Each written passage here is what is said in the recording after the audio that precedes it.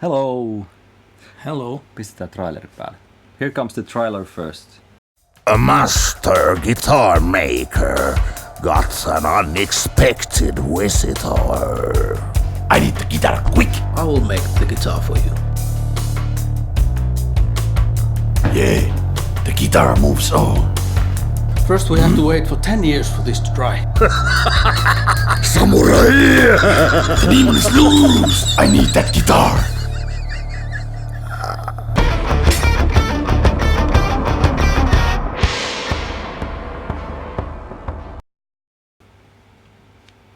Auto 144. No sulla on siellä autot täällä. Onko tää? Hey! I think we're back. Hey. We are. Okay. We're just beginners with this streaming live thing, so excuse us for the slightly amateurish beginning. But my name is Mika, and I'm the director of this movie called The Spirit of the Guitar Hunt, and also the composer and the animator and the many things. And this here is... My name is Juha, and I'm a guitar maker. And yeah, the main actor of this movie. Main actor of this movie, I guess. Yeah, as well. Well, I think we could start from talking about why on earth we ever came up with such an idea to make a movie about this. To make the movie Spirit of the Guitar Hunt. Yeah. This was, what year was it? It was a long time ago. I think it was 2011. Was it 11? 11 or 11. 12, Yeah. To my book, it all started when you still used to have the old workshop in, what was the city called? Hyvinkää. And I once came there to fix my old guitars. Mm-hmm. So you would set those guitars. I had some important gigs coming up, and they needed some maintenance. And then we had years before already met, and we knew each other, and we slightly had talked about, I don't know. But during that time anyway, I came there. You kind of suggested if I'd be interested if we did. Yeah. But then time went by. Yeah. And then happened this weird coincidence. Yeah, and that was in 2012, I think. Yes. Like 1 year later. Spring 2012, March. Yeah. Whatever. And it was the Frankfurt Music Messe. I remember the morning. It was very early flight, and I got to the gate. And there were a lot of Finnish people there, obviously going to Frankfurt. Yeah. But I didn't really see anybody that I would really know, no familiar faces. And then I went to the board and sit down. Sit down, and after a while, Juha sits right to my right side. Yeah. So we had the seats next to each other. This was not planned. So So we sat down. It was the destiny, and we sat down, and we actually more or less came up with not the entire script, but a lot of the main ideas for the movie of kind of getting the idea of guitar. Juha building the guitar for Mr. Fastfinger, the cartoon guitar player. Yeah, that's right. And I kind of I remember it that it's funny we've had a fight about this a couple of times, but I remembered it seriously. I remember it so that you suggested to me that you wanted to buy a guitar from me. Mm-mm. The first time we met was basically at Frankfurt Airport, even earlier. Right. And you asked me. You saw my guitar. I was taking the guitar from the after a flight, right. And you asked me like, do you like that guitar that I have currently? Okay. I don't remember that at all. Yeah. It is wiped out from my memory.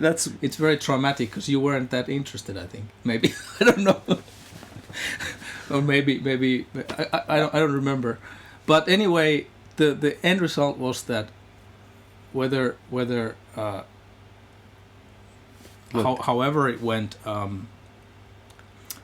So we started talking about that. What about if because you have this crazy cartoon character, Mr. Fastfinger, and I have to add that I have been following the Mr. Fastfinger character since you made it, since you came up with your website, the Flash website, called The Guitar Shred Show. Yes, guitarshredshow.com. And this was because one of my best friends, Junnu Vuorela, who has designed our web stuff and and all that for years and years and years, he pointed out at the time when the guitarshredshow.com came out to me that this is very cool, that you need to look into this, that this is something just so different, Yeah, well, it's funny. And I've been following. Yeah, and funny thing that same time when I was designing Guitar Shred Show, remember the. What does it say? Emma brought us a note. It reads, remember to check the Yes, chat. luetteko the chattia? Yes, Yeah, we are reading the chat. Sorry. Just a second. But anyway, when I was designing Guitar Shred Show and kind of the Mr. Fastfinger character, one of the things that one friend showed me was Ruokangas website, because it was so it was so cool, and all the graphics and everything, the guitar builder thing, it was I saw that website before I even did the Guitar Shred Show. I remember that one, so it was kind of a maybe I might have had a plan, like not a plan but idea that maybe there could be some kind of collaboration. Would be a cool thing at that point too. You never know, but there was a long period of time when we knew each other and each other's work before we actually started collaborating. I think. And I have to add one thing about the kind of the beginnings of the movie. I remember that one of the references or movies that we both were talking about was the Roger Rabbit. Yeah, obviously. Combining live action thing with a cartoon character, really trying to take the two-dimensional cartoon character to the guitar factory to kind of order the guitar, but also interfere with the making of the guitar. And that was kind of I think I was really crazy about that movie as a kid. Yeah. Before I even saw it in the cinema, if I saw like a clip on it on TV, I would always have my VCR recording it, because I was just really that really caught my imagination. People are sending us a lot of chats here. Is there any good questions? Do you still have your scary arpeggio guitar before first Ruokangas guitar? If so, then what brand was that? Well, I do have that guitar.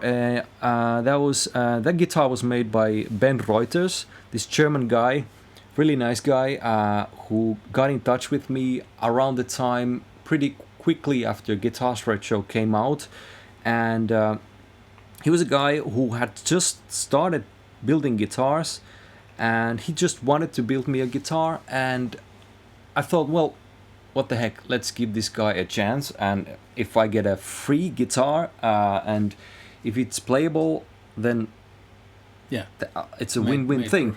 And the guy built this guitar, and I went to pick it up, and it was great, and I for I don't know how many years, 5 years or something, I played with Ben's guitars, and especially his second guitar, he had already become very much better, more experience, and just the second guitar was way much better quality, and it was pretty okay, decent already. But then Ben stopped making guitars, at least as a professional, and he went for a totally different career. And Juha's experience and history and everything, it's totally different level, obviously. And I wanted to have somebody building guitars that would it was finding Juha was like because he liked my thing and I liked his thing. It was perfect idea for kind of brainstorming perfect further marriage. and doing something. Yeah. I'm noticing we have lots of our friends here. Cat Pig Studios. Hello. Hello, Vladimir. And we have Antti.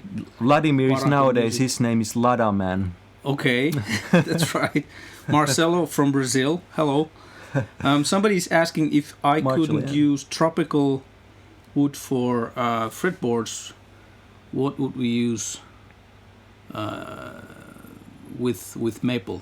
Well, we're actually using a lot of birch for fretboards. Like mine. Mika's guitars have birch fretboards, so that's that would be my kind of go-to choice. The only thing is that the piece of wood that you found for me is very exotic looking. It doesn't look like well, because he doesn't like he was telling me that he doesn't like flamed or that it isn't over the top somehow. I don't like too fancy stuff. Too fancy looking guitars kind of scare but me. again, like it shouldn't be boring, but it shouldn't be fancy. So we had to find something else. I think we have some clip about that. I don't know if that is. Should we show the clip of Sensei ordering the guitar? Yeah, sure. So let's go on with the movie a bit. Little clip of the movie, and we gather our thoughts, and we'll be right back. 1, 2, 3, 4.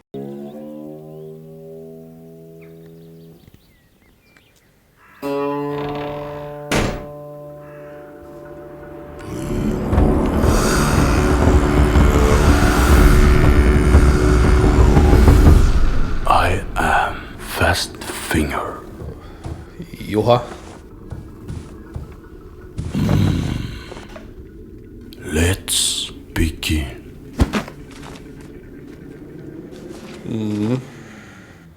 Okay, follow me.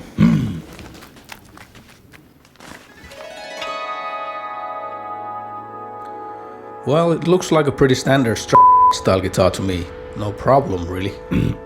Looks like a with a whammy bar, but this goes far beyond. Neck needs to be very fast, like my fingers. 24 frets, 6 strings. It's the door to infinity. Whammy bar, very strong. Rich pickup, tiger-like attack. Muffin sweet for the neck. Mountain-like toe. Master Juha, you are the chosen one to build this.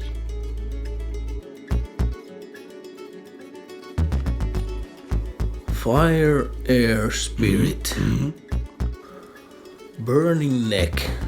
Okay, no problem. Yes. Dragon mustache strings.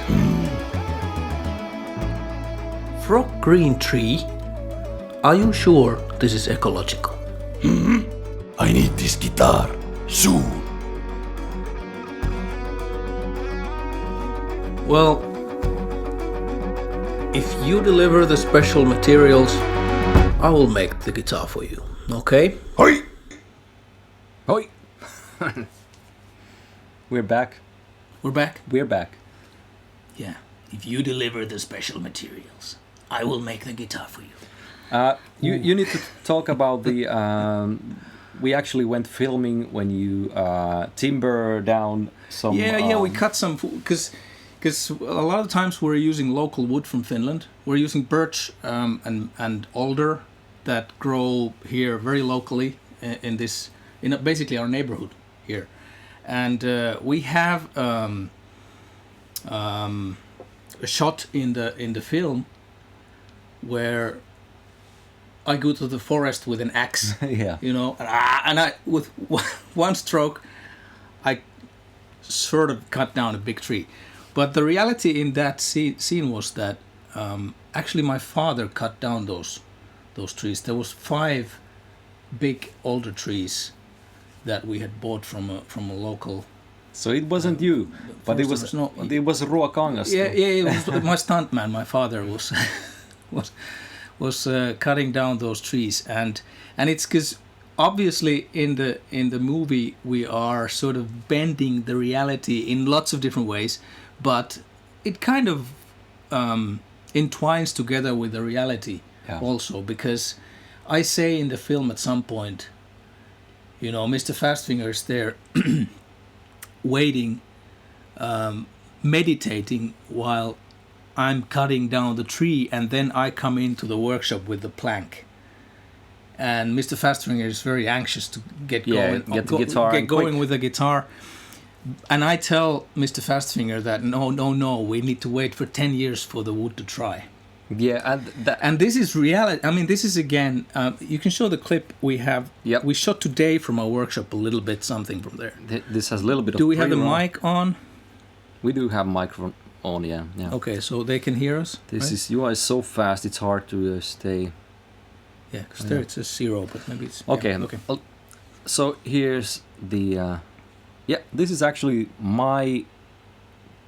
the fretboard wood that is reserved for Fastfinger guitars, right? Yeah, that's right. The exotic stuff. I'm testing that it sounds great. It sounds awesome. Very fast. So it is actually true that all this wood, there you see some maple, and there's a lot of birch and alder. So all these planks that we have in our wood storage or wood library, as we call it, this is all stuff that has been cut down at least 10 years ago. So it's. And you told me that this actual wood was something, the actual wood that we cut on the film. Yeah, actually, that's the one. Yeah, those are the pieces that we cut back in 2000. So it's not quite 10 years old, but nearly, because it was. It's not ready for a guitar yet. Yeah. Yeah, but soon. Yep. So there we have it. Yeah. So it's pretty impressive to see all that wood in stored there in the nice little pieces. Well, it's that's the way to do it, and when we moved on with the in the movie and how the guitar building progressed from that. What happened in the movie next? What was there? Here's some. After the cutting the wood was basically making the wood stuff, waxing the bodies, cutting the wood. Yeah, the sanding, and where we had Mr. Fastfinger. Yeah, a lot of sanding and. Just like legendary Mr. Miyagi, Master Juha puts Mr. Fastfinger to real work. Can he do it? Can he master it? Okay, so now you can hear us. Yeah, okay. I guess. So, this was so weird because obviously I was acting... imagining the guy there. Imagining the character there and trying to figure out. So this was one of those... one of the highlights of my acting career. It's maybe better that I've stuck to making guitars than started acting. But that was one of the risks when we started this. I have never seen you act, obviously. Yeah. And I was kind of worried how natural you'd be, but luckily you were pretty natural in front of camera. And but it was really challenging also for shooting the video, trying to imagine the guy, the cartoon character there, doing the like this scene. Yeah. And to make it for the sake of animation and everything, this was really shot handheld camera. There was no statives, no stands used with the camera. Yeah. So it was like quite a challenge to do all the composing in After Effects, but but it looks pretty stunning. This is one of those scenes. Well, the whole movie is kind of. It's so. I mean, if you think of the original idea, we thought of doing this home movie kind of thing. Yeah. A really low key thing, and then it just got out of hand. Absolutely. I think the original idea was just to shoot some clips where Fastfinger would be at the factory. Yeah. Just and that Emma and me are shooting some stuff. Yeah.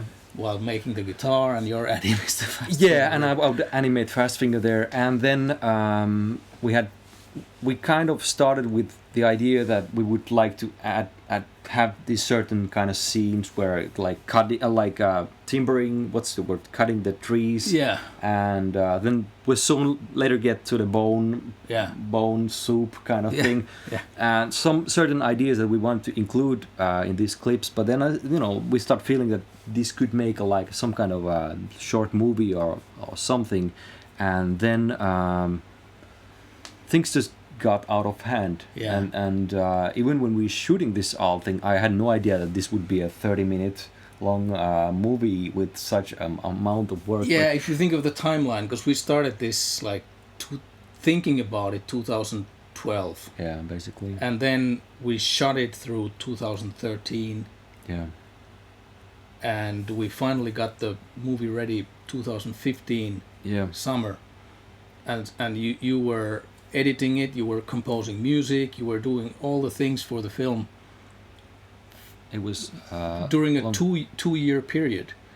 And I remember how kind of many times we chatted or talked on the phone, and you were pretty stressed out about, the kind of had come to realize what kind of a monster we had created with the film. And there was, the thing that kind of made the stakes a little more higher at the when we started the actual shooting the movie was when Matti Immonen, the photographer, came to become part of this. That's right. Yeah. The original idea would be that I would just shoot some crappy video stuff and then I would animate and blah blah blah. But when Matti came, Matti is a professional photographer, and he came to do that, volunteered, and then I realized I need to do all these storyboarding, and actually I don't know, there's not much light, but I might as well pull out something. I realized that to be able to do all this, one scene would be all this. I would need to draw all these storyboards of different shots, and obviously we had a script that would not be ready when we started. We had the storyline, we have kind of the synopsis for it, but we didn't really have the screenwriting done. Yeah, but it was like just planning the pictures. I think that's me. That's you. Yeah. I think it's a bit. Just planning the shots and scripting was one thing. Creating the storyboards was a long job. I should have realized that. Hey, stop now while you maybe still can, kind of. But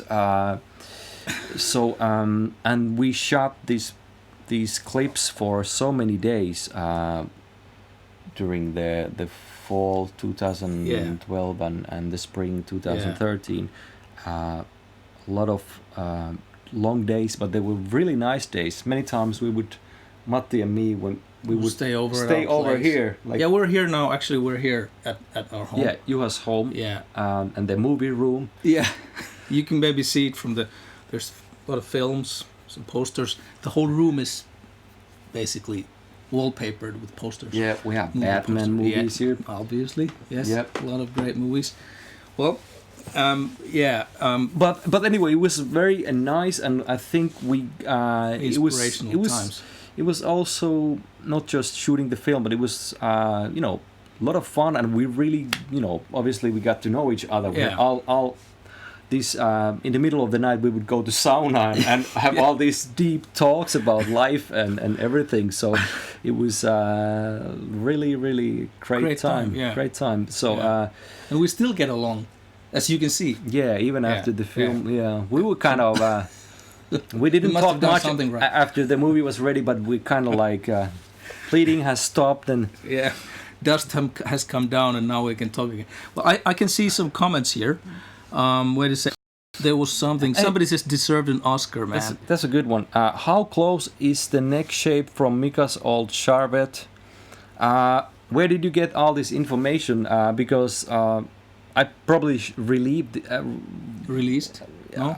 Maybe I've told this, but I actually brought my old Charvet by Cheryl to the shop when it was the time to design what kind of neck shape I would like, and you measured my Yeah, we took the shape and we made it a little bit more beefy, not that thin, but it's really the shape based on that, because right before that time I had kind of pulled out that guitar from the bag, and it felt so familiar, because I played that guitar, it was exclusively that guitar was my main guitar for like 9 years. I didn't play any other guitar. What age? When did you start playing that guitar? From like 90, maybe 1990 or 91. So you were still basically like to the teenage. 98 or 99. Yeah, since you were been at like teenage years. Yeah, since I was like a teenage to I was already grown up.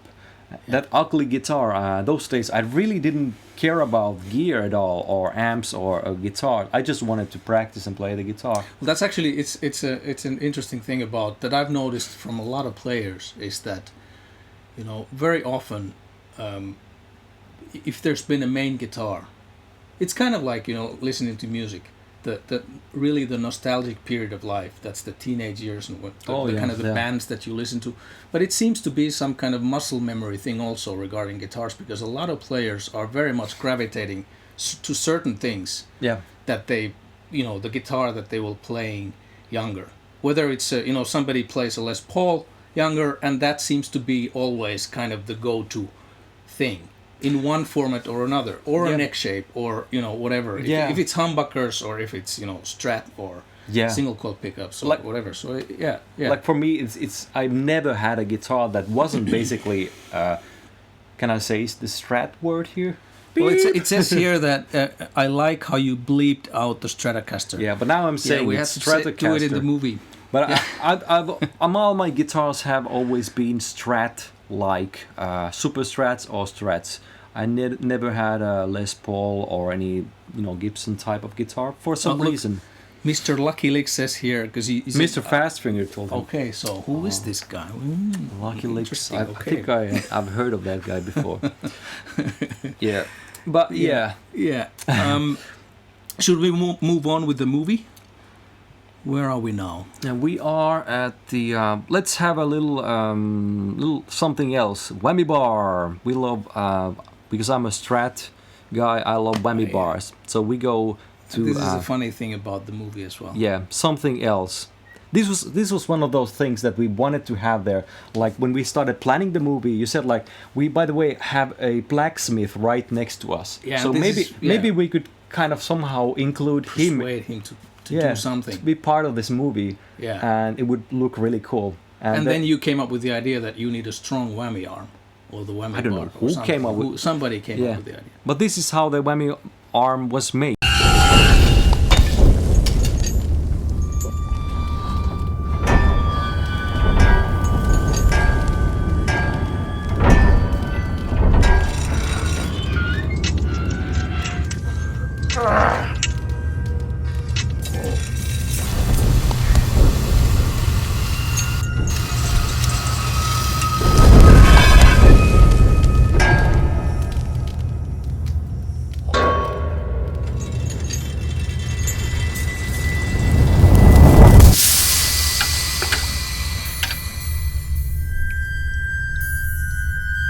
Sensei Fastfinger soon realizes the true nature of this journey.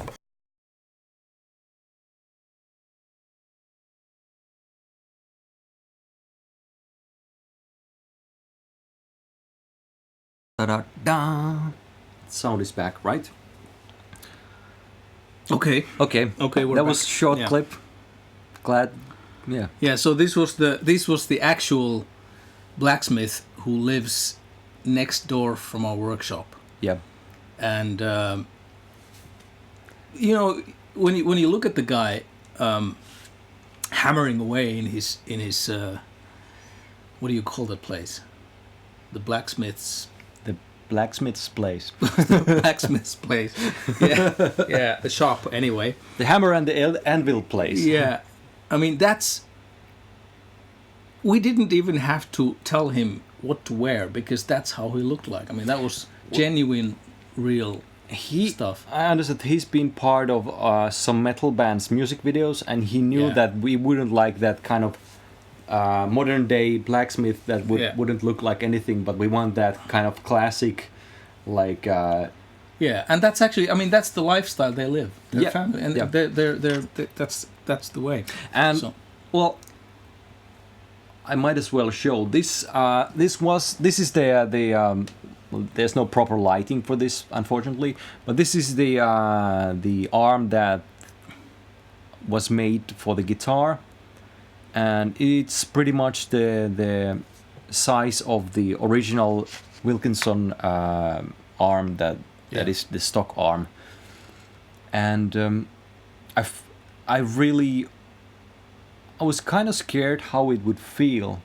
Because it has that kind of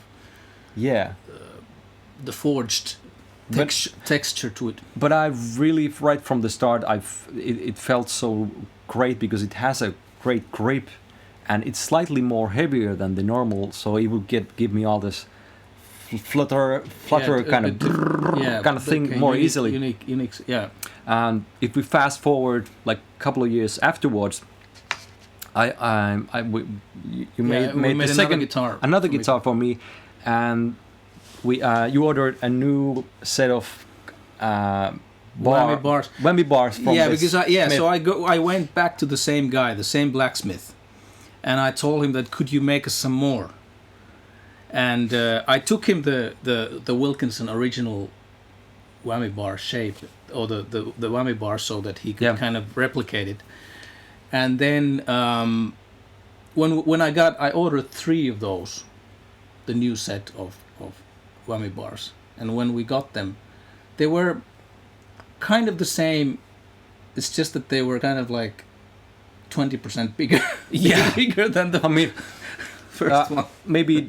I don't know if it shows, but it's bigger. It's thicker and it's longer. It's bigger and it's heavier. It's way much heavier, and it's like double the weight. And you said that first. Your first thought was, "Oh no, this is too big." Yeah. And we need to order new ones. But then you start thinking that maybe if Mika would actually like this, you never know. Yeah. So let's try them first before we do anything. And then I came to pick up the new guitar. Yeah. And you had this bar there, and like, wow, what's that like? That's a big whammy bar. That's a big whammy bar. And I tried it, and I don't know what was the first like how it felt at first, but I really started feeling that this is the real thing. And nowadays this feels like a baby bar. Like it's so small you can't really do anything with it. So this is now the thing. And funny thing, today we were at the shop, and you showed. I don't believe that we're talking. Okay, yeah, go ahead. We were at the shop, and you showed me that you still have one more left of these from this same. But it's even way bigger than this. It's even bigger. So I said, okay. I'll take it. Don't put it back anymore. I need to have it. So the only thing is that you need to fix this part of the bar, so it actually fits there. It's just roughly made by the blacksmith. It doesn't go to Wilkinson very nicely currently. But that's the whammy bar section. We have the strong arm in the movie, and then you have now currently the stronger arm. In your use, and next you're gonna get the extra. It was the mega stronger Right. arm. But now when we talked about this timber thing and the whammy strong arms, I think we would go to the moose bone job thing. Oh yeah, actually, which I don't have any video here. Okay, it seems. Do we have anything? We have photos or no? Easily, if not, then just. No. You just have to see the movie after this. Well, I can tell you something about it. Go ahead. Because, one of those sort of unusual things that we do in our guitars is the nut. Meaning, I have here a guitar. The nut. Well, everybody knows what a nut is. We're guitar people. So, since I've been making guitars, that's the material I've been using, moose shin bone. Yep. which sounds kind of macabre maybe. But in our country, I mean, we have a really big, healthy population of moose, and whether we want it or not, this population is controlled, because I guess if the world would be like a fair place, then the human population would be controlled so that all the moose would have room to roam here in our country. Yeah. But This would sound fair. yeah, unfortunately, that's not the case. So, so the Finnish government controls the moose population. There's too many traffic accidents, and so the moose. There's like a moose hunt going on every autumn in Finland. The spirit of the moose hunt. The spirit of the moose. That's the next episode too. No. And we get. When the hunters go out hunting the moose, we get the legs. Yeah. Yeah. So You go to the moose market. Moose market, yeah. So this brought us to the idea in the movie, because all this stuff with the animated parts where in the movie I would send Mr. Fastfinger out on these journeys to find the nut bone and to go out to look for the wood, and Mr. Fastfingers more or less fails, and then we need to figure out something else. He doesn't fail every time though. Nope. He brought us some moose bone. Yeah. He didn't catch the moose, but Although it starts to be unclear for him later on. yeah, That that's kind right. That's right. And then it gets But, weird. Yeah. and then we kind of it ended up. I mean, all this animated stuff. I don't get it where you get all these ideas, but because that all came from you, all those. Well, it kind the of storylines. the scene where you have all the actually when you talk about you're boiling these bones outside the Yeah, which is. I mean, yeah, It's that's real, it's that's, real. Yeah, that's real. So again, a lot of people think that the whole movie is fiction, fantasy, but it's not really. It's like the reality entwining into the fantasy part. So. But you told So we do, when you told about that you're boiling all these things, and the movie is more closer to the thing that you kind of how you visualize the thing. Yeah. We had all these fires Yeah. burning there, and then you have this the soup Yeah. in the open fire kind of thing, and I felt that it has a little bit of that kind of what's a barbarian or really primitive kind of edge to that thing. So I thought that fast finger drumming, kind of keeping the beat while you would boil the bones, would kind of feel kind of cool combo. And Which it did. Yeah. it does. And one of the things that I wanted that primitive thing there, and I had we went to opera with my my wife, and we went to see the ballet, actually. Yeah, ballet. We went to see kind of like the reconstruction of Igor Stravinsky's Rite of Spring, which had the kind of like the original type of costumes and things. Right. And the costume that Fastfinger is having there in that scene were heavily inspired by the costumes of Rite of Spring, the original thing.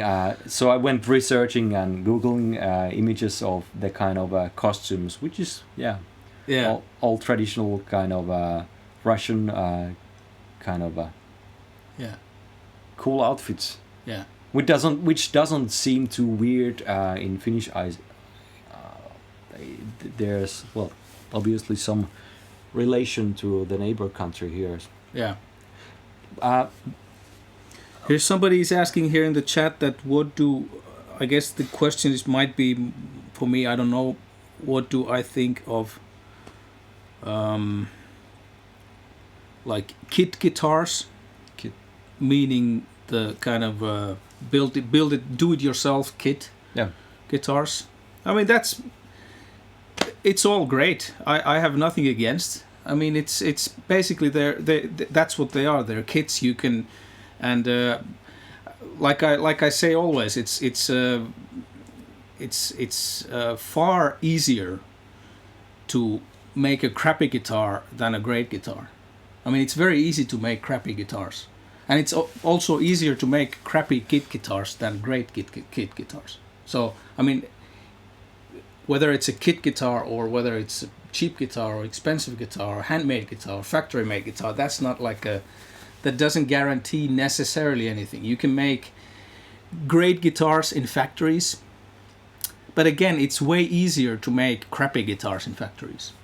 So I mean, there comes a lot of crappy stuff out of factories, but there can be also crappy handmade guitars. It's not like a guarantee if it's a handmade thing that it will be great. So I think it's good to use, you know, common sense in analyzing, in observing, you know, making up your mind what is good, what is not, and check the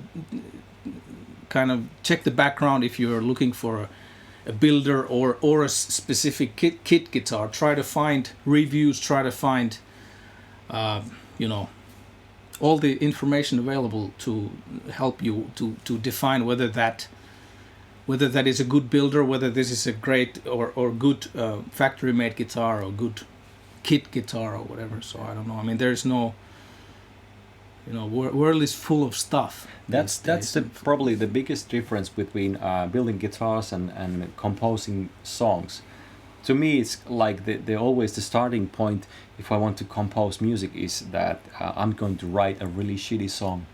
Okay. Because it's about there you still might end up composing a good song, but the idea is just to set your kind of the threshold of just creating stuff really low, which works there. But obviously, it's a different thing when you build the guitars. You know, you can't start building guitar. Well, let's just take a piece of crap wood and let's not make it too. Well, let's say that in a way, of course, the you know, the timeline of becoming a luthier or becoming a guitar maker, you could compare it like that. I mean, you have to have low threshold. I mean, the first guitar that I've put together, it was a shitty guitar, and then through that experience I learned. So yeah, it's kind of different, but there's similar elements in it as well. Yeah. So first you need to have a low threshold to be able to just, you know, do something, and then the kind of one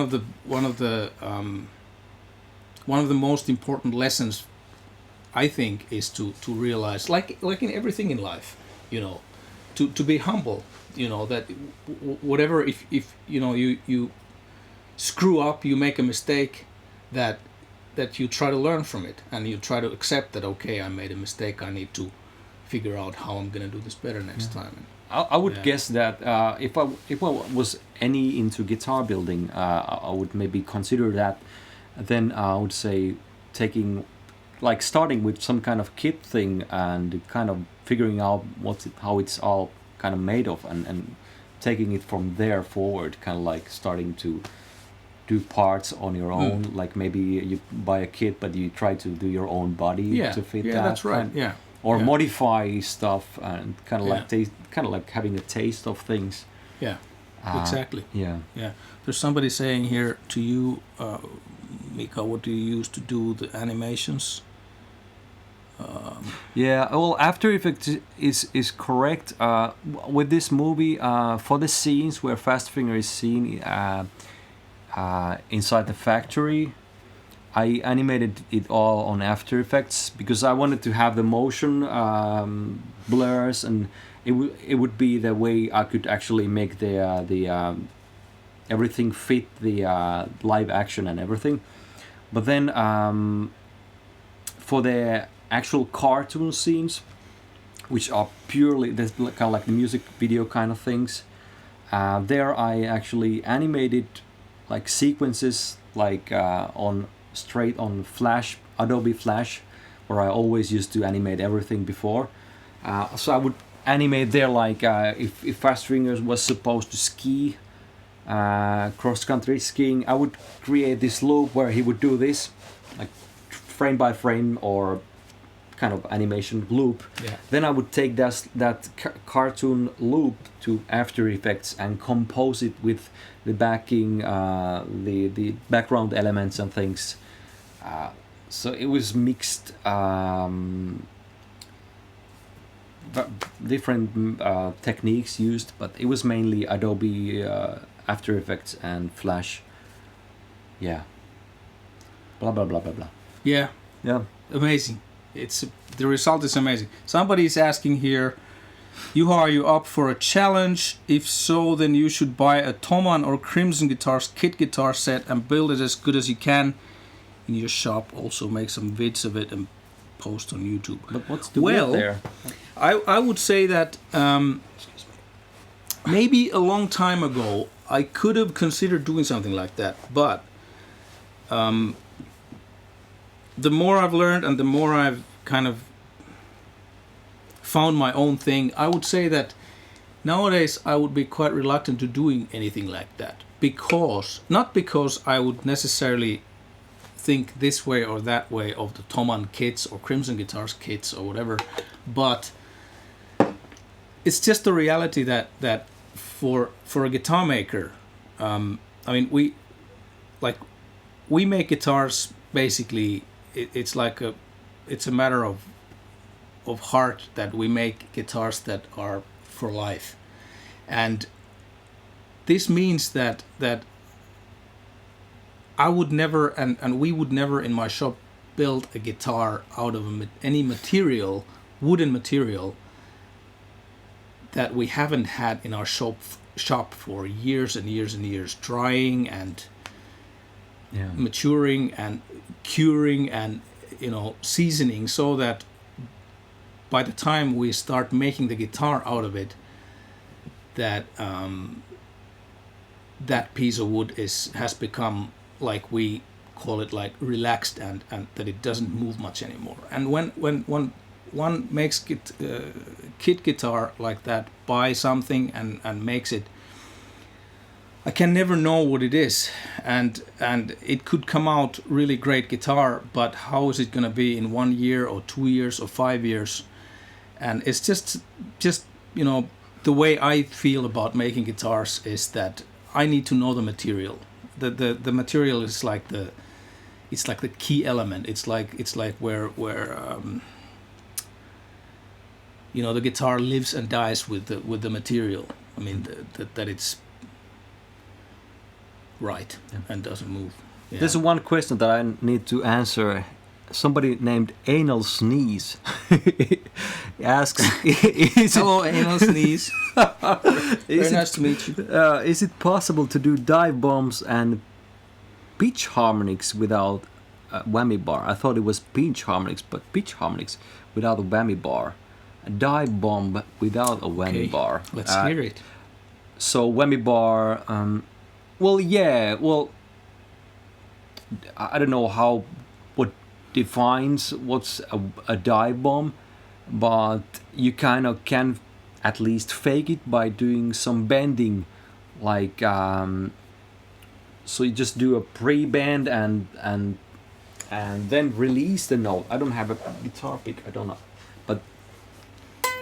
but you will never be able to do the very if a dive bomb is about going very low. Of course you can do that, like taking the tuning it off and down, but whammy bar, whammy bar actually means the arm. So actually when I was playing the Charvette guitar, I would never use the actual arm. I would only play it like this, so like to pull it from the bridge itself. Yeah, and it had a pretty good grip for that, so I could do that kind of thing with that. So it is possible, but I'm not sure which is the pitch harmony. Maybe it means pinch harmony. Pinch harmony. Well, that's a pick. That's not related to whammy bar. So, but anyway, yeah. This journey. You can push the tremolo with the whole hand. Well, that's what you were just doing, yeah. Okay, let's move on with the movie. Okay. The time is running. Let's have a little clip and we gather our thoughts. We'll be right back after this nice movie clip. This is fun.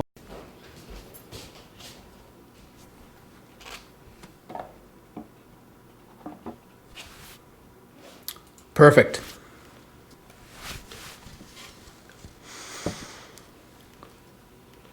everything looks really good.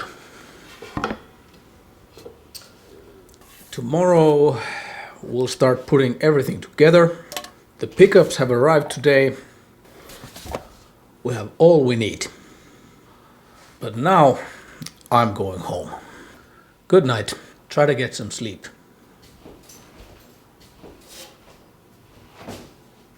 Something was not right. Oh no. I don't feel any connection. Did we forget something? Where is the spirit? Where is the six-string power? I need to beat the demon!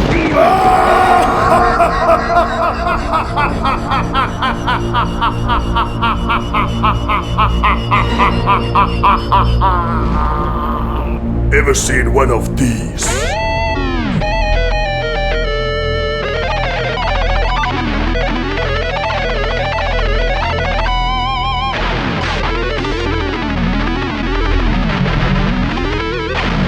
It's got 6, 6, and 6 strings.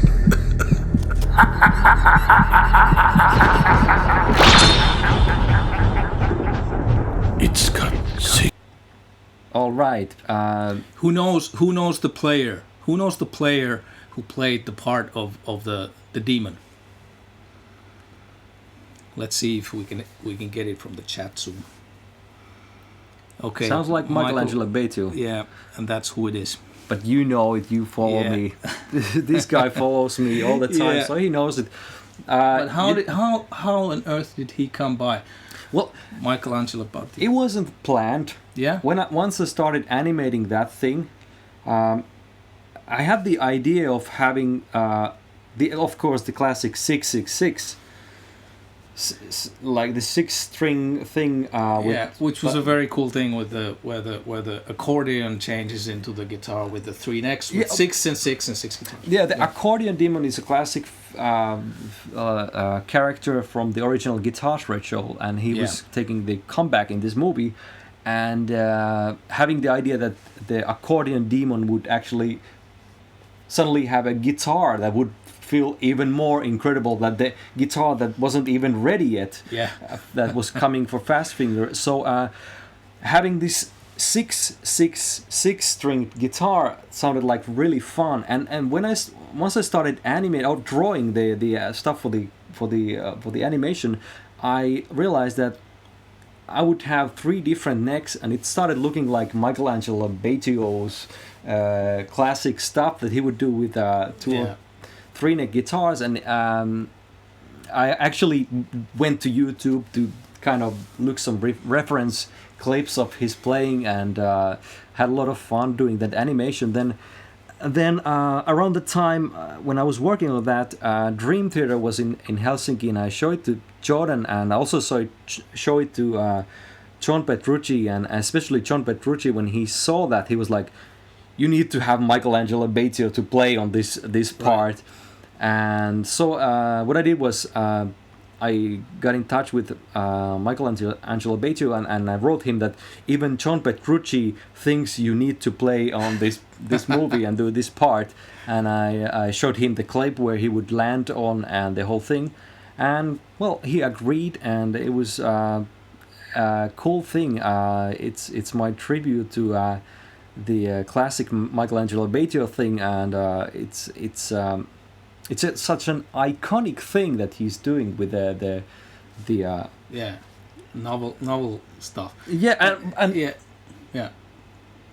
Go ahead. Yeah, I was just kind of again amazed about this whole thing about this guy and putting this movie together, and I'm just like so much in awe, about all the work that was put into it. I mean, if you think of we did the original storyline together, and then we did the filming. I was acting in it, our guys were acting in it, Emma was acting in it, and so on. But all the work that you put into it, I mean, you actually composed all the music for the film, you did all the animations, you got all these people there, and it's just totally amazing.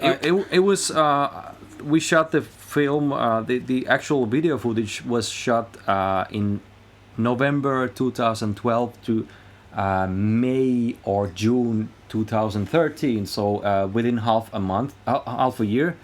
Then after that, I realized, okay, now we don't have any animation cartoon characters there or anything. I need to start working on that stuff, and maybe I had edited a couple of clips or something, but we didn't have any cartoon stuff there yet visible. Yeah. So I had to start working on that, and at the same time I started working on the album, Spirit Rising, the soundtrack album, and it took until the August 2015, so it was like 1.5 years when I would put together the movie and also the album. And it was, I mean, the Great Blue Waves video is a great example. When I had the song already from one Jam Track Central JTC guitar jam package that I had created. I had like a jam version of that song, and I wanted to have that on the album, and I felt that that song would be great for that diving scene where where Fastfinger goes diving after the fish, the bridge, and but I got the idea of the animation part where he would set the string inside the giant fish, where he would have one string there, and then he would play one string guitar playing there on one string, and the fish jaw would become like the whammy vibrato unit. And I had that idea, and so I actually composed the guitar parts and the music around that. So on same day I would work on the animation and visuals, then I would go to work on music, and then go back and forth. It's mind-boggling. It's really mind-boggling the way and seriously, guys, I mean, if you watch that 32 minutes, whatever it's long, that film, and if you think of what kind of a production does it look like and sound like and feel like, and if you think of, that we were just these few people, and mainly it was this guy who was doing it. Okay, Matti was doing the filming. Yeah, he shot and it. So I mean, it was a work group, and your wife was helping. Yeah, Lina was editing the thing.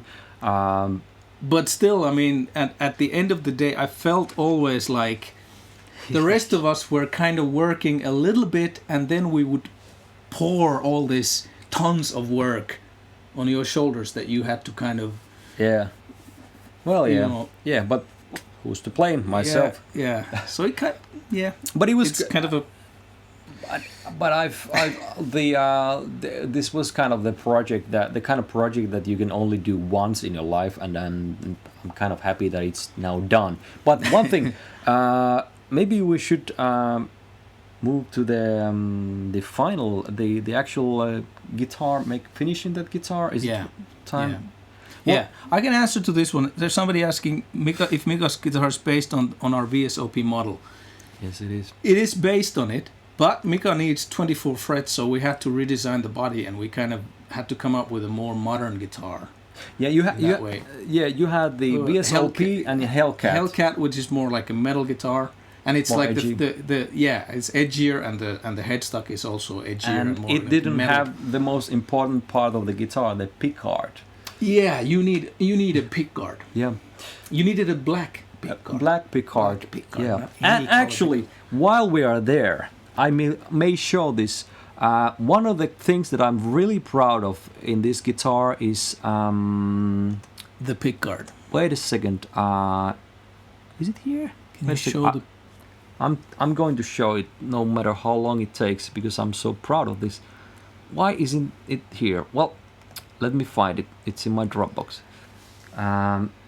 This pickguard, because Mika, I can tell Mika wasn't very happy with the VSOP pickguard, because he thought it's like too fine, and it needed to have some of that kind of cartoon ish character to it. That it needed to had a little bit of pinch of humor into it, I think.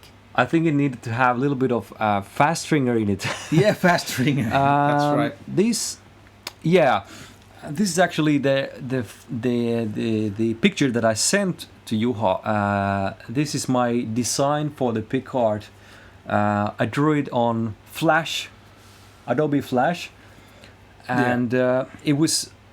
You sent me a photo of the actual body shape, which was, like you said, based on VSOP, just with more room for the 24 frets and so on. And then so I took Flash and I drew that picture on top of that, kind of like, well, you can see it. And then he took it from here and and we basically kept it that. I mean, we didn't change it from that. There you can see it. 1, 2. Okay, are we now 1, 2. back? Okay, There it is, the pickguard. And what was I thinking about that? But, well, the thing was that, first of all, Hellcat didn't have a pickguard. Yeah, was that's also right. a Yeah, problem. and another thing was that actually, one thing was the pickguard that we kept in our, because this guitar, Which is became like the officially prototype. Yeah, it became the prototype of a model that we then named Eon. And the name Eon came also from the movie, because in the movie you have the line 6 strings, 24 frets, the door to infinity. Yeah. Right. Oh yeah. And infinity, Eon. I mean, that's basically that's where I got the name Eon for the model. So it comes from the movie. Oh, okay. So our Eon model and Eon Classic has this same pickguard shape Yeah. Yeah. today. So And to be honest, the whole 24 frets, 6 strings is door to infinity. I think I might, most probably, I got the idea from something Warren DeMartini, okay. a rad guitar player, came on said on Guitar Player magazine once, and that I really love that, so I stole it.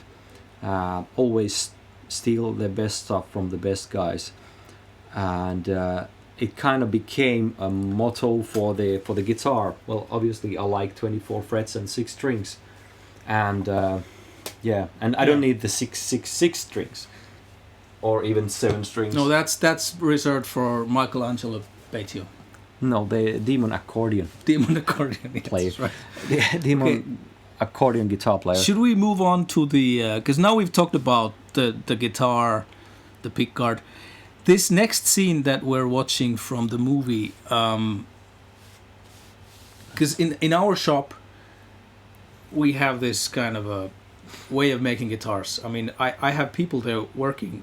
We're 6 people total in my shop, but every guitar is made by one luthier. So one luthier starts a guitar and builds that guitar all the way to the end and finishes it and sets it up and everything. So that's how we work. We don't have serial production things. So this scene is probably except your guitar. Except on this guitar.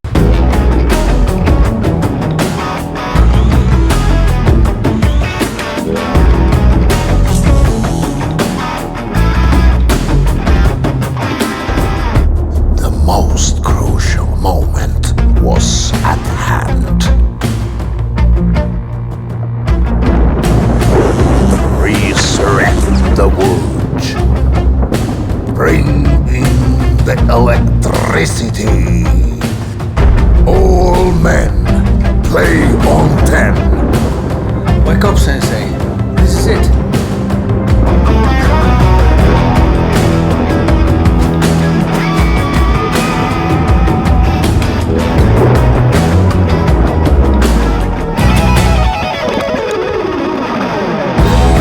Kytketään. 1, 2, 3. Sähkö.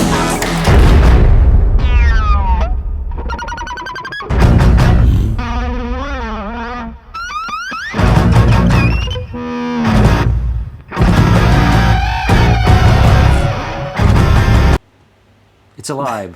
Yeah, that's how guitars are born. Hands down my favorite scene in the movie, because it's so it's so crazy, like doing heart surgery with the guitar, putting it together. With It was probably everybody. one of so the fun to funniest stuff to also do, because it was about all these effects and things that I managed to add all that smoke. We had smoke in the location. We had a smoke machine. Yeah, we had a smoke machine that the first time we shot that Michelangelo Batio, the demon scene, and this one, it was actually the same day. And first time we had previously we had like weak fog machines, but this time we had borrowed a better one, and it would actually set the fire alarm. Yeah, it was right. like it was. Yeah. It was like a huge cloud that we created first before we got to understand how it actually works. But can you tell the little secret about this guitar? Wait a second. Well, I'll put this scene so you can see this fine guitar. Wait a second. Can you hear my talking? Yep. Okay. So here I'm. Obviously, this is a rip-off from Kill Bill movie. Yeah, exactly. Perfectly. Yeah. But this is kind of tells the others the behind the scene what was going on at this time when we had just about assembled the guitar, and we had found out that because the movie, our shooting schedule was super hectic. Yep. So we were really rushing through with certain parts of the shooting of the film, which also meant that we had to adjust our the actual real guitar making to that schedule of the making the film. Yeah. So what happened was that during the time we were doing the cutting the body, and remember, this was a new guitar model, so we didn't have existing templates or anything for that, so we had to kind of do it on the fly. So this was the first prototype of that. And you had a future instrument, right? And a cartoon character adding some pressure. Yes, very much so, and the film crew on top of that. So these guys, everybody was telling us that we need to fit it here so that we can move on there. And so a little mistake happened somewhere down the road, and we measured something wrong on the guitar body and routed the bridge, the cavity for the whammy system 2 centimeters too close to the neck. And we never noticed that. We just carried on with the hectic schedules, and we finished the guitar. We did the sunburst. We buffed it. We designed the pickguard on the guitar. We assembled it together, and then we noticed that Jesus Christ, a major screw up, and this guitar is not functionable. It's unplayable because the bridge was 2 centimeters off, and this is actually and one more thing.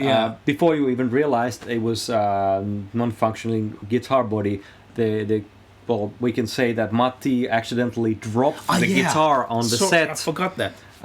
He dropped the guitar on the set, and there were like a little bit of.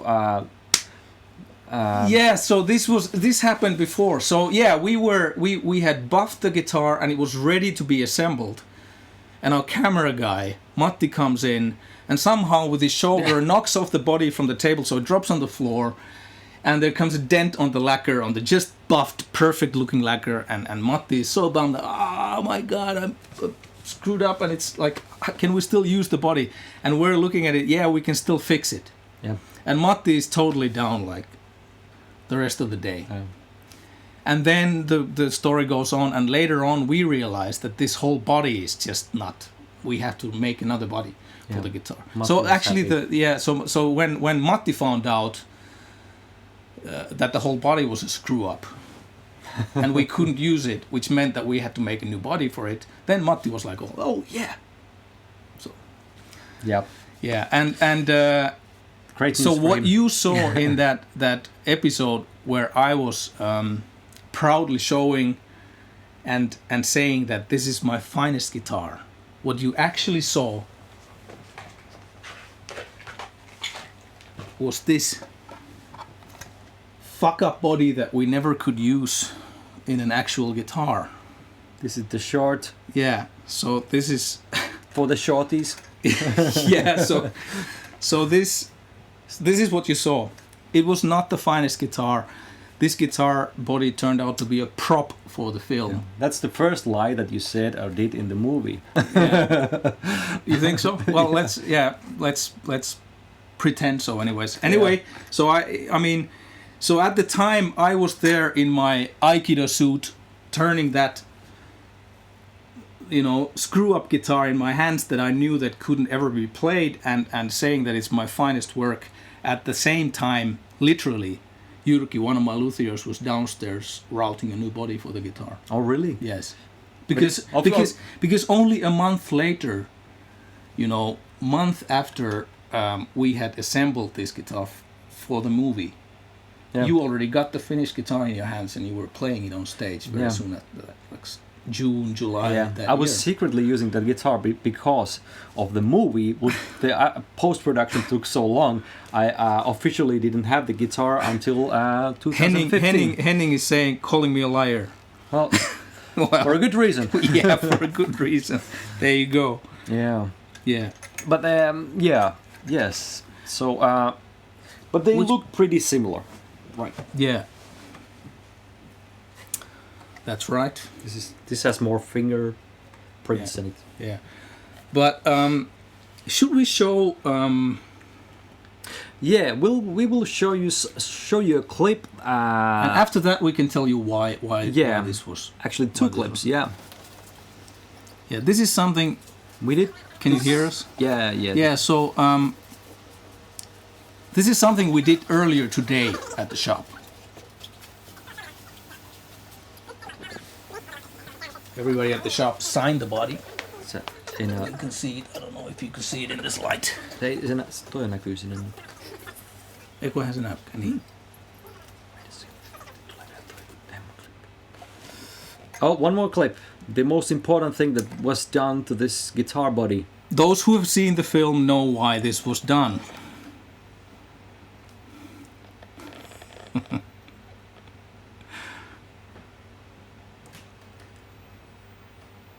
Even the demon protection is done. Yeah, this guitar body has been officially now protected from the demon. As you can see, there's the demon protected.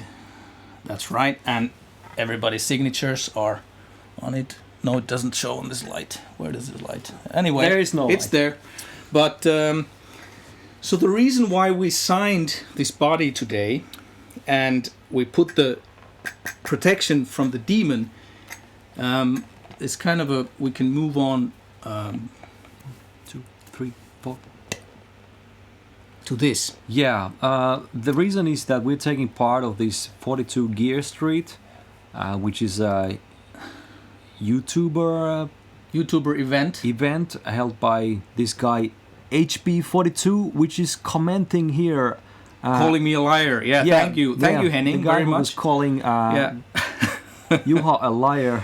Yeah. So anyway, it's an independent YouTuber event, and we are very delighted and happy to be part of this. And there will be like 19 different YouTubers. I think they're counting me as one, and then about 20 brands. Yeah, like so everybody's coming together to we're going there with Mika, and so we'll be part of it, and it's very exciting. And one of the things that Henning has asked us to do, not only us as a brand, but all the brands that are coming together to the 42 Gear Street event, which happens 7th to 10th September. So very soon, a couple of weeks. Yep. Which is a very, very, very cool detail of the event is that. Oh, there's Henning. There you can see the guy. That's the guy. HP42. And the reason for this thing, we were telling why we are having this guitar, holding this guitar here. Yeah, that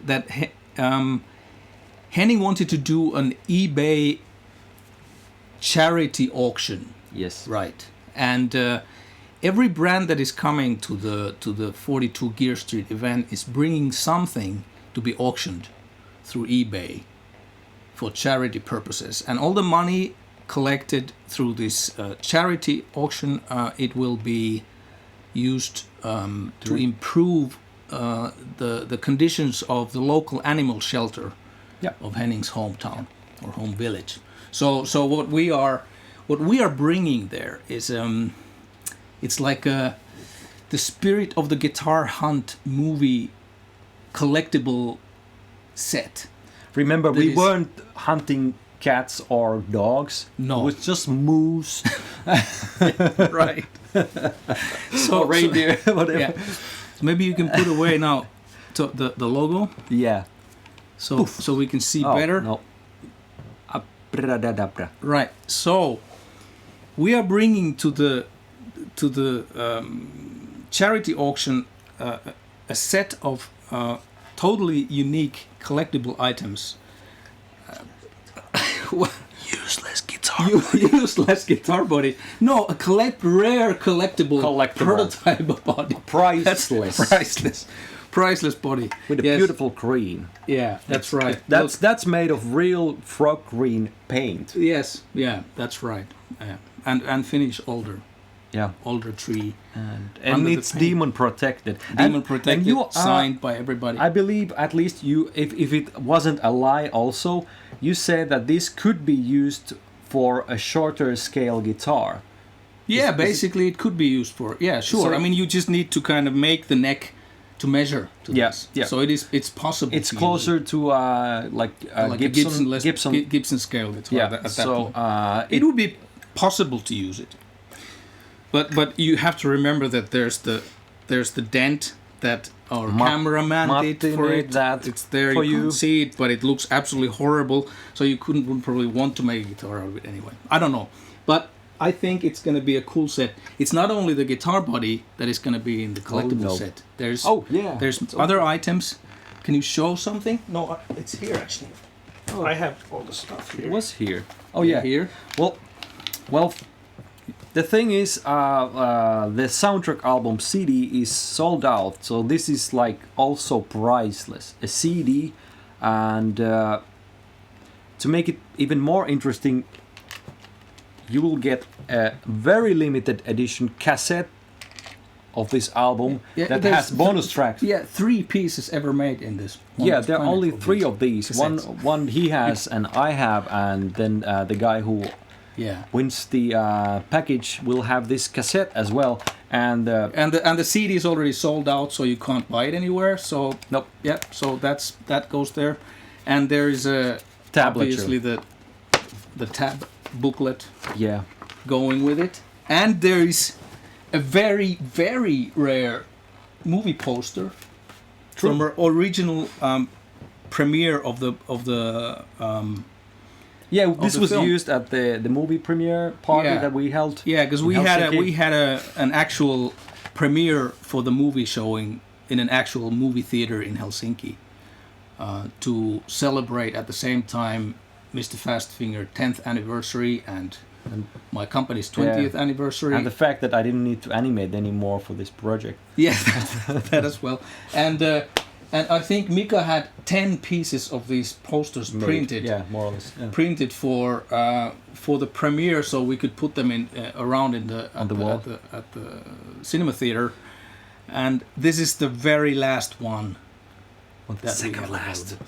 Okay. Yeah, but I think I promised the last one to one of my Skype students, so it's actually the last. Okay. Available. Yeah. So. And so we're gonna. We have some photos. We have one more item that is very cool. Emma prepared. Yeah, Emma prepared for us this. So here we have actually it's a photo album making of the movie photos. So this is, I mean, you don't even have this. I don't have this album. This is the only one that exists. Super rare. It couldn't get rarer than that, you know. I don't think it could be more limited. No way. No way. And there's very cool pictures here. I mean, hey, look at that. Yeah, there's the fucked up body coming together. Yeah. And here Okay. Mika is here as a placeholder for Mr. Fastfinger. I'm True. bringing in a plank of wood. I don't have the plank of wood there, but anyway. Yeah. It's very Pretending cool. a place, pretending. holding a plane. Yeah, it's very cool. I mean, it was fun. Imaginary wood. It was fun looking through these photos that Emma had collected and put together this very nice looking album for you. All these photos are highly limited, like HP 42. So this wonderful package of stuff will be brought with us to the 42 Gear Street event in a couple of weeks. Yeah, and it will be an event that you will all be able to enjoy because of all the YouTubers and guys involved there. There'll be tons of videos made during the I don't know 4 or 5 days that we spent there, and hopefully Juha and me make a lot of videos, but also interfere other YouTubers' videos, so we can kind of like intrude those as well, and collaborate with all these great guys that take part in this.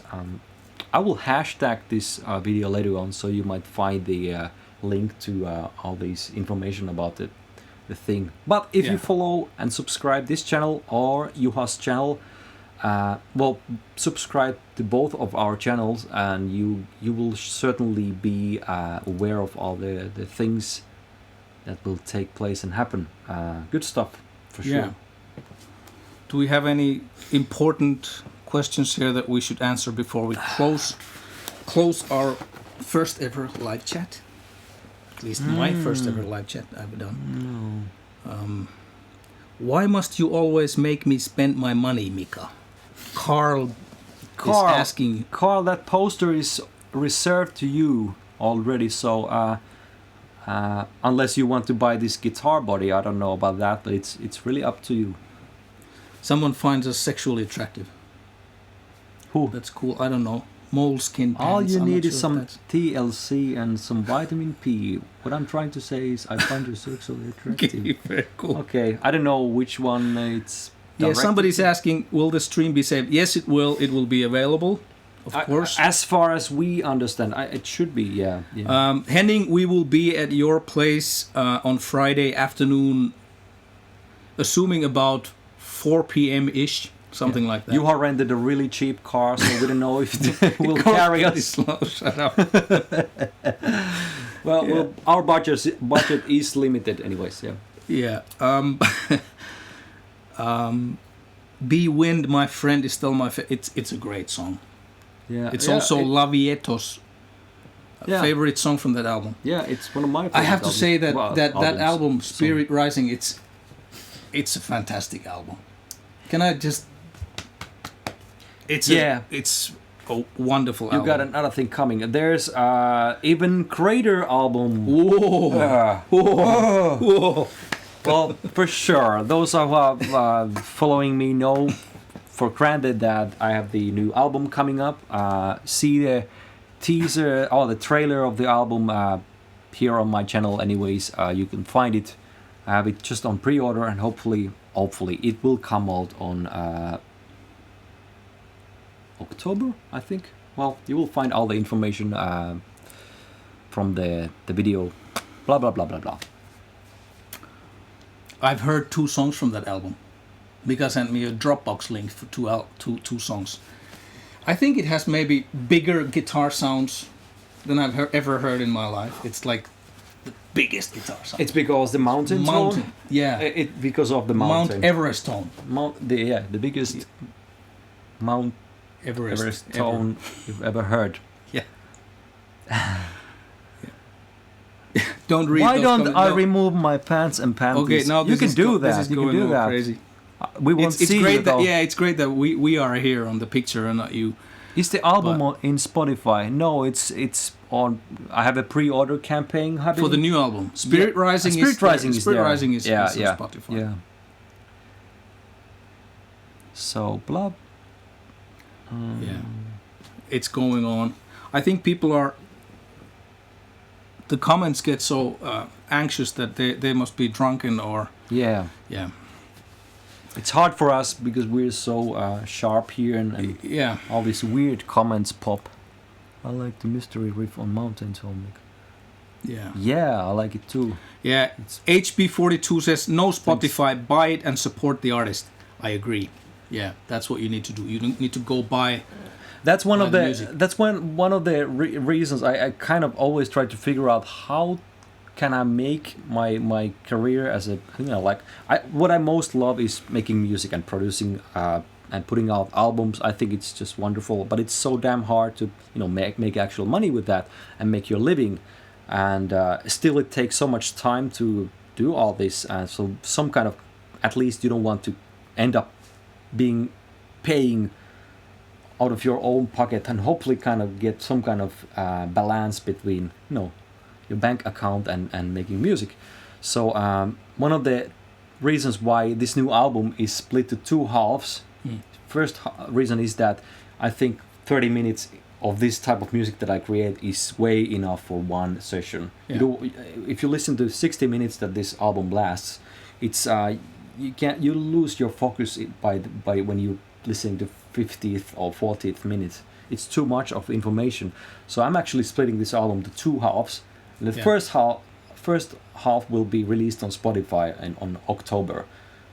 So I'm not putting the whole album on Spotify or places digitally at all in the beginning. The rest will come out some point later. But I'd rather have people enjoy the first part, because I think the modern day thing is anyways, they expect artists to release music more often. It's always useful to have all these releases coming out.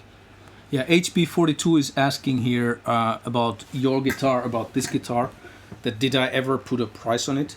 He says, what if someone wanted to buy one exactly like it? Well, we have actually built one exactly like this guitar. So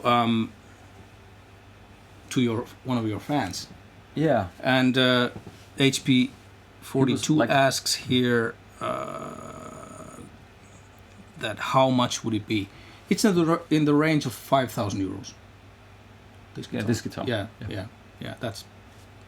That's the price category where it's at. It's not a secret. I mean, that's Cheap. No, it's priceless. Oh yeah. Desafinado says that guitar is priceless. That's right. Yeah. And if I want a similar but in lefty, yes, we make lefty guitars too. No extra cost for being lefty. So we're supporting equality in that way. Yeah, I'm a left-handed guy, but I had to learn play guitar right-handed because my teacher in school didn't. I mean, the school didn't have any left-handed guitars, so they were just, if you want to play guitar, you just play this guitar. So I learned to play right-handed even though I'm left-handed. It kind of sucks. I mean, I would have, because there are certain things I know I could have been better. It would have been easier to approach in the beginning. Definitely. I'm a lefty as well, but I'm kind of more like, in real life, I'm mixed-handed. Yeah. I kind of like, I draw with my left hand, but I have if I use the computer, that's on right hand, and if I play the Finnish baseball, I need to catch the ball with the same hand and throw it with the same hand, so it becomes impossible. But luckily the guitar, I have picking hand here and the fingering hand here, so it's not a problem. Yeah. So that's why I chose guitar instead of the baseball. Yeah. Basically. Somebody asking the pickups. They are DiMarzio pickups. Yeah. The both guitars nowadays have the same pickups. This is Evo 2. Evo 2. Yeah, for years all my guitars had Evolution. And when we made this guitar first, it had Harry Hoysel pickups. Yeah, which you at the time found that you loved them. Yeah. But then time went by and you kind of gravitated back towards the DiMarzio. There was nothing wrong with it. It just when the time went on, I started thinking that there's just something, some extra spark that I was missing maybe. Yeah. It didn't have something that kind of would really inspire me. Yeah. So then we for the second guitar we put the DiMarzios. What is the neck pickup? I can't remember. Neck pickup is Puff Pro. Puff Pro. And this is Gem single. this pickup I knew that okay, I want to try this combo, but for the middle pickup I had no idea what to put there. So then I saw that they sell gem single coils these days, and thought, well, that should work well with these two. So I chose that, and it sounds excellent. It's really gives a lot of good selection of sounds, and especially the ones that I really love is the bridge pickup. This is something combo. Before we close the chat. Oh yeah. Yeah, let's talk about this one. Have the special secret, because this is one thing, you know, that Mika just kind of threw in at some point, that he'd like to have a different wiring for the guitar, different kind of controls than what existed. So there's the 5-way switch that is the normal thing with 3 pickups, nothing weird about that, and a master volume. But then there's the 3-way switch in addition to that.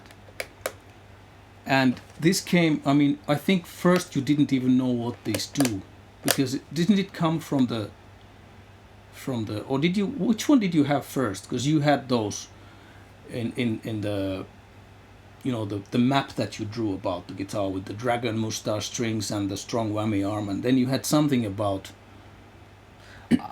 fire, air, spirit, and these are fire, air, spirit. No. Or fire, spirit, air, or something. No. Fire, these were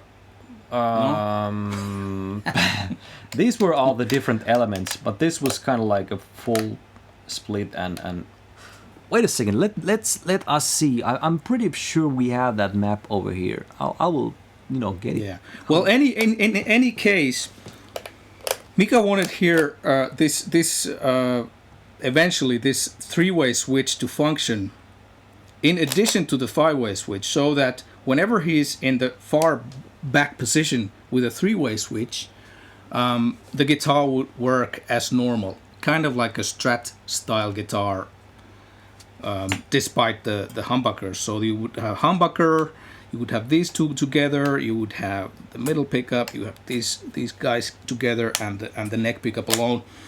And then when you throw in the 3-way switch to the neck position, that would split both humbuckers, so you would actually have a Strat, a 3 single coil setup, and in the middle you wanted out of phase sounds on the second and fourth positions of the 5-way switch. Yeah. And the only problem with this, that was a cool setup, and you didn't, that was the thing, that you didn't want a toggle switch, like a mini switch or a switch like that. So you were kind of like that. Just put there like a Telecaster switch. Just put it there. Fix it. Fix it. But the thing is that no way you could do that, because there is no such 3-way switch that would do it. I couldn't find it from the market. So what we had to do is that we kind of mutilated 2 switches and morphed them into this switch that is capable of doing this. So it's kind of like a 3-way mega switch that is not available for real. Yeah. So we had to kind of... It's an imaginary switch. Go that extra mile, to make the customer happy. Yeah. The Henning is writing there. He had the idea for his Harley Benton signature, but you ended up having 2 push pots. These. One of the things that I didn't want those was, especially now when I'm sweating, I couldn't pull that volume knob up. So the splitting the coils like that, I hate that. I've had guitars with that thing. And since I had these guys involved, I could request such a weird switch, and this is kind of like... And it was interesting. I think the guys at the shop, they really liked it, because it was kind of like a new challenge for them to figure out that. And I think it's been fun. One of the things working with Mika has been fun always is that he's a player. He's a player that isn't too keen on kind of micromanaging little things like I want this kind of wood, I want that kind of wood, I want I don't know, all kinds of details like, you know, how does he want his tuners, or how does he want his bridge, or any of the technical details. He was always more saying it like that, oh, I don't know, it just needs to feel this way and it needs to feel that way, and I need to be able to play this thing, and you know, so it was always from the kind of purely from the functional point of view or player's point of view, and not so much on technical savviness of, you know, knowing all the details, how to approach it. Yeah.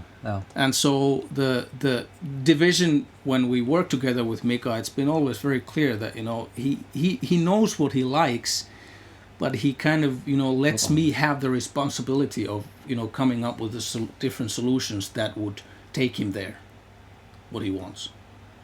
Yep. So that's something that is quite enjoyable as a guitar maker, I have to say that. For sure, I think it should be like that, because you know that shit, and I should trust that's when all the collaboration with any type of professionals when you work with, you should kind of remember that they are the experts of their own area of thing that they do. It would felt very weird for me to kind of try to pretend I'm an expert of these things. Yeah, it's always, of course, a matter of personality. I mean, there are so much. I mean, every customer is different, and there's no right way or wrong way. Yeah. But this is, like you said, you know, that you brought us this challenge, that you just said that, just make a teleswitch do this, and we figured that, oh, it can't do that. So how can we work around that? Instead of offering you a toggle switch that wouldn't have this kind of, you know, you couldn't use it live, like you're using it. So you could go with both switches, like. And this is perfect because you can, you know. Yeah. It's so really fast. Yeah. So there's a point to it. And when I'm doing when I'm playing a typical rock gig, I don't need hassle. Of course, I can manage with this a long way. But when especially when I'm recording, having that split coil thing there for, you know, when I'm, this is kind of like the fatter or the thinner version of the same kind of sounds. So little variation can sometimes mean a great deal when you really trying to get that right tone for different parts. So I think it's nice because it looks cool, but also it works. And if I don't need it, I can just leave it like that, and it's there. So it's perfect. It doesn't get on the way that way. Should we start wrapping this? Yeah, we should. Up?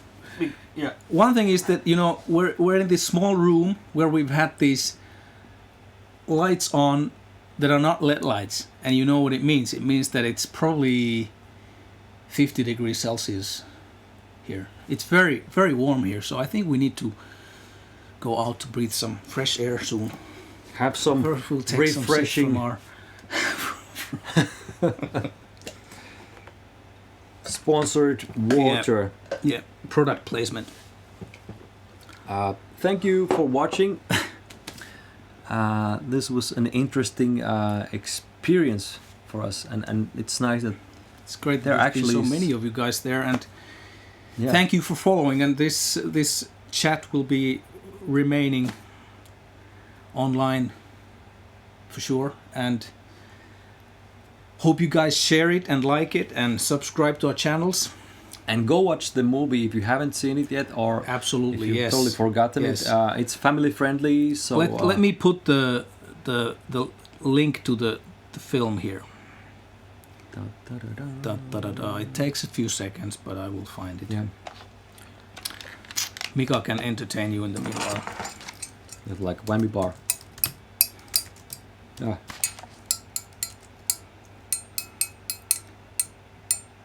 No, there would have been an easier way to do this. Spirit of Hunt. Yeah, that's the link. Okay, that's the one. Do it like so. When you try to do things while the people are following, and it takes it's kind of stress. Yeah, it's stressful. Okay, so there you go. I just put the direct link to the full movie. I put it to the chat. I'm also going to put it to the comments. Can I put comments here? No, that's going to be later. We'll put it to the comments We'll put it after to the comments this too. whole thing gets shut out. So thanks for watching, and Thank you. this is something absolutely like great new step for Mr. Fastfinger's channel, and I'm very Small step for the mankind, but big step for the little Mr. cartoon Fastfinger, guitar yes. player, and I'm really happy that I was able to do with this guy, and likewise, yeah, it's been fun. Yeah. So, is that it? Yeah, I think that's it. So bye bye, and see you later. Talk to you soon. Bye. Now figure out how to shot this. Yeah, that's another thing. Yeah. Can you put like some fade out music, or should I sing something?